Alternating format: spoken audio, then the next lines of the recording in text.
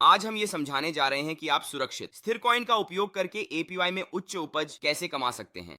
पहले अपने स्थिर कॉइन पर उच्च उपज कमाने का सबसे अच्छा तरीका यूएसटी को एंकर प्रोटोकॉल के कमाई सेक्शन में जमा करना था, जहां आप अपने स्थिर कॉइन, जिसे यूएसटी के नाम से भी जाना जाता है, पर लगभग 20% प्रति वर्ष कमा सकते थे। हालांकि यूएसटी और टेरा लूना के पूरी तरह से गिरने और बिल्कुल कुछ न रहने के बाद बहुत से लोग सोच रहे हैं, मैं यूएसडीटी जैसे अन्य स्थिर कॉइन पर उच्च उपज कैसे कमा सकता हूं।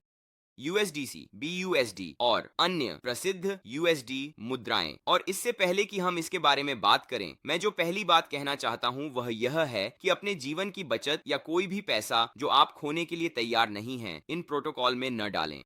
हाँ, मैं कम जोखिम वाले प्रोटोकॉल पर ध्यान केंद्रित करने जा रहा हूं, लेकिन इन प्रोटोकॉल में निवेश करने में अभी भी जोखिम शामिल है। और अंत में, आप कभी भी ऐसा पैसा निवेश न करें जिसे आप खोने के लिए तैयार न हो, या कभी भी ऐसा पैसा निवेश न करें जिसकी आपको भविष्य में आवश्यकता है। ठीक है, तो पहला है बीबी फाइनेंस। यह एक विकेंद्रीकृत एप्लीकेशन है जो एक मल्टी चेन उपज ऑप्टिमाइजर है, इसलिए वे इन सभी विभिन्न नेटवर्क पर हैं, मुख्य रूप से Binance smart chain, avalanche, polygon, Phantom, harmony और अन्य लोकप्रिय नेटवर्क। ठीक है, तो बीबी फाइनेंस क्या करता है? यह सभी विभिन्न डेफाई एप्लीकेशनों को एक साथ लाता है और आपको इन विभिन्न प्रोटोकॉल पर लगातार उपज कमाने की अनुमति देता है, कई विभिन्न नेटवर्क से। इसलिए मैं बिनेंस स्मार्ट चेन से, हिको चेन से, एवलांच चेन से, पॉलीगॉन चेन से आदि का चयन कर सकता हूं। इसलिए अगर हम यहाँ नीचे जाते हैं तो हम एक जोड़ी स्टेला से यूएसडीसी एलपी देखेंगे और इसका एपीवाई है। ध्यान रखें कि एपीवाई का मतलब है कि आप अपने पुरस्कारों को संकुचित कर रहे हैं। इसलिए अगर हम यहाँ स्टेला स्वैप पर जाते हैं तो हमारे पास वही स्टेला यूएसडीसी पूल है, लेकिन इसका एपीआर केवल 104% है। तो मूल रूप से यदि आप स्टेला यूएसडीसी पूल में जमा करते हैं और अपने पुरस्कारों को यौगिक करते हैं तो आपको वही एपीवाई मिलेगा जैसे कि यदि आप बीपी फाइनेंस पर जमा करते हैं। लेकिन बीपी फाइनेंस आपके लिए कठिन काम करता है, आपके पुरस्कारों को स्वचालित रूप से इस पूल में वापस यौगिक करके। तो अगर मैं स्टेला स्वैप पर जमा करता तो मुझे अपने रिटर्न को यौगिक करने की चिंता करनी पड़ती, लेकिन अगर मैं बीपी फाइनेंस में जमा करता तो मुझे अपने रिटर्न को यौगिक करने की चिंता नहीं करनी पड़ती।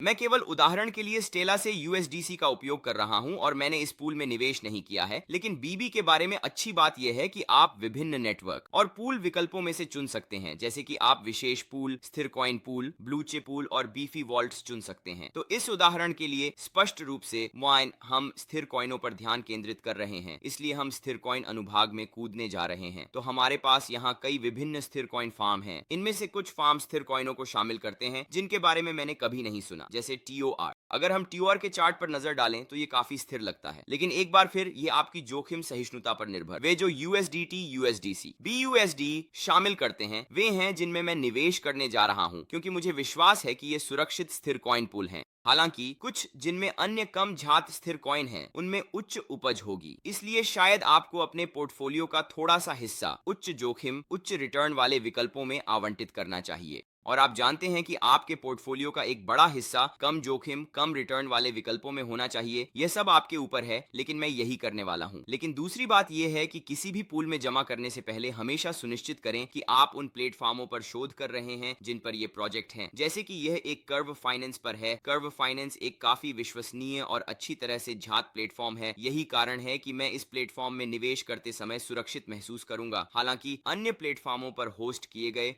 जैसे कि बाय स्वैप या सोलर बीम, मैंने वास्तव में इनका नाम नहीं सुना है, इसलिए मैं इनमें ज्यादा पैसे निवेश नहीं कर सकता। अब बीफी फाइनेंस आपको प्रत्येक प्लेटफॉर्म पर एक सुरक्षा स्कोर भी देगा जिसमें आप निवेश करते हैं। अगला हमारे पास एक और है जिसे स्टारगेट कहा जाता है। स्टारगेट एक पूरी तरह से संयोजित तरलता परिवहन प्रोटोकॉल है जो ओमनी चेन डीफाई के दिल में स्थित। ठीक है, तो मूल रूप से स्टारगेट एक पुल है जहां आप वास्तव में विभिन्न स्थिर कॉइन संपत्तियों को विभिन्न ब्लॉकचेन पर पुल कर सकते हैं। तो यहाँ मैं एथीरियम नेटवर्क पर हूँ और मान लीजिए कि मैं एथीरियम नेटवर्क पर $1000 का यूएसडीटी एवीएक्स नेटवर्क पर लाना चाहता हूँ, जहां मैं इसे एक के लिए पुल कर सकता हूँ। और जैसा कि आप देख सकते हैं, मैं आपको 998.78 यूएसडीटी प्राप्त होगा, क्योंकि इसमें 1.31 ए का शुल्क है।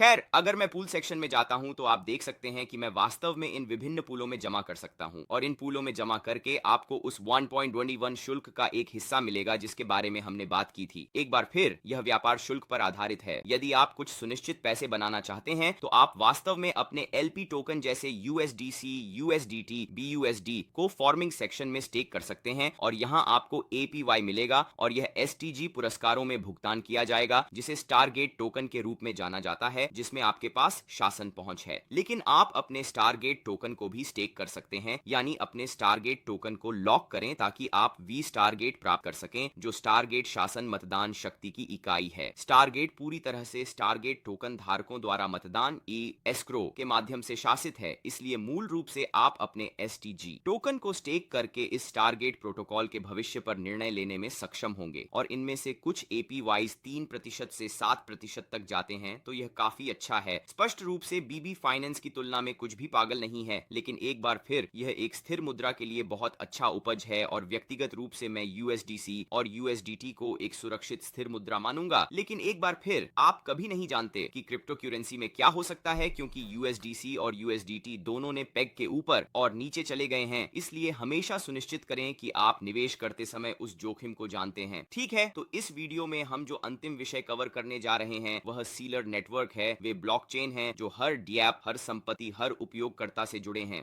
सीलर नेटवर्क उनका अपना ब्लॉकचेन नेटवर्क है, इसलिए वे इथीरियम नेटवर्क पर नहीं हैं। उनके पास सी ब्रिज है। उत्पाद सेक्शन में जाएं और सी ब्रिज पर क्लिक करें। ये इस तरह है कि लोग अपने संपत्तियों को सीलर नेटवर्क पर कैसे लाते हैं, तो ये इस पर निर्भर करता है कि लोग अपनी संपत्तियों को सीलर नेटवर्क पर कैसे ब्रिज करते हैं। लेकिन एक बार फिर दोनों चेन पर तरलता होनी चाहिए। इस तरह लोग सीलर पर ब्रिज कर सकते हैं और सीलर से वापस ब्रिज कर सकते हैं। तो जैसा कि आप देख सकते हैं यहाँ यूएसडीसी, यूएसडीटी, ईटी हैं। ये सभी विभिन्न संपत्तियां हैं जिन्हें आप जमा कर सकते हैं। लेकिन आज हम स्थिर कॉइन पर ध्यान केंद्रित करने जा रहे हैं ताकि आप सीधर नेटवर्क में अपने यूएसडीसी को 9% एपीवाई पर जमा कर सकें। इन विभिन्न चेन को देखते हुए एपीवाई कुछ में दूसरों की तुलना में अधिक है। एक बार फिर सीधर नेटवर्क में एक एलपी कमाई शुल्क एपीवाई है। अब यह एक अनुमानित एपीवाई है। यह मूल रूप से इस पर निर्भर करता है कि कितने लोग वर्तमान में ब्रिज कर रहे हैं। यदि आप एथीरियम मैनेट पर यूएसडीसी जमा करते हैं तो आपको यूएसडीसी पर 20 एपीवाई मिलने का अनुमान है, लेकिन स्पष्ट रूप से यह बदल सकता है। लेकिन इसके अलावा सीलर रिवॉर्ड्स भी हैं। तो यह वह खेती एपीवाई है जो आपको वास्तव में इस पूल में रहने के लिए मिलती है। यह सुनिश्चित एपीवाई है और इसे सीलर टोकन में भुगतान किया जाएगा, जिससे आप सीलर नेटवर्क का हिस्सा बन जाएंगे। अब सीलर नेटवर्क पर तरलता प्रदान करने की एक अच्छी बात यह है कि कई विभिन्न क्रिप्टो करेंसी हैं, जैसे इथीरियम, मेटिस, जिसका मतलब है कि यदि आप उन क्रिप्टो करेंसी के प्रति सकारात्मक हैं तो आप उन्हें यहां स्टेक कर सकते हैं और एक काफी उच्च एपीवाई प्राप्त कर सकते हैं। एक बार फिर इन परियोजनाओं में निवेश करने से पहले अपना खुद का शोध करें। मैं निवेश की सलाह नहीं दे रहा हूं, मैं इनमें निवेश कर रहा हूं। मैं अपने फ्री डिस्कॉर्ड में अपडेट रखूंगा। व्यक्तिगत रूप से कुछ पैसे बीफी फाइनेंस में डालूंगा। यूएसटी और टेरा लूना के नुकसान के बाद फंड जमा कर रहा हूं। लाइक, सब्सक्राइब, नोटिफिकेशन चालू रखें। आशा है कल मिलूंगा। शांति।